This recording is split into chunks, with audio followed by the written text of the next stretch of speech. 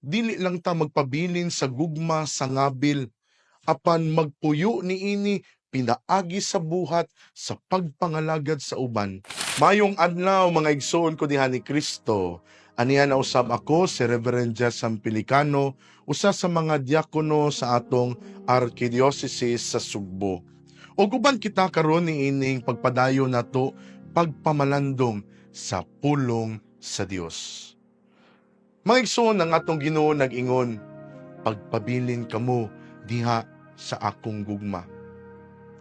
Ang ebanghelyo karong adlaw nagpahinumdom kanato sa sugo ni Jesus nga magpabilin sa iyang gugma. Usa ka gugma nga puno sa pagpanerbisyo ug sakripisyo. Mga igsoon, sayon na kaayo nga isulti nga magpabilin sa gugma. Apan kabalo mo, lisod kining buhaton sa tinuod. Kay makapabilin ta sa usa ka relasyon basta komportable pa ta. Apan ang tinud-anay nga gugma dili lang baya na kutob sa pagbati.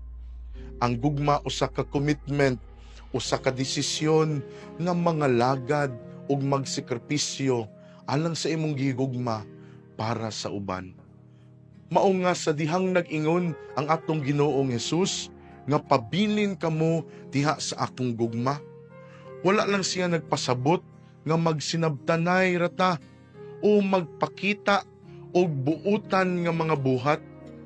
Ang iyang tinguha mao nga mag-alagad kita sa matag usa, magpakabana ug maghatag sa atong kaugalingon bisan lisod. Sa atong pagpangalagad, atong untang gipuy-an ang gugma sa Dios. Kini nga mensahe, husdo gayud natong i-relate sa atong gisaulog karon nga kapisnahan ni San Matias, ang apostol nga napili nga pulihan si Judas Iscariote. Sa unang pagbasa, gipakita kung giunsa pagpili si Matias aron makumplito pag-usab ang napulog duha ka mga apostoles sa atong Ginoo. Pero unsa may hinungdan nga siya ang napili? Tungod ba kay siya ang pinakamaalamon? Pinakasuod? Dili. Ang hinungdan mao nga ang iyang gugma ug ang pagkatiunay sa pagpangalagad sa Ginoo sukad pa sa sinugdanan. Ang iyang kinabuhi nagpakita sa kaandam sa pagsakripisyo ug pag-alagad. Mga timailhan sa tinuod nga apostoles sa atong Ginoo ug sa tinuod nga gugma.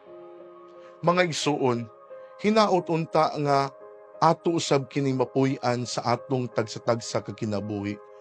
Dili lang ta magpabilin sa gugma sa ngabil, apan magpuyo niini pinaagi sa buhat sa pagpangalagad sa uban, labi na sa mga nanginahanglan ug sa paghatag sa atong kaugalingon diha sa pagsakripisyo nga may gugma.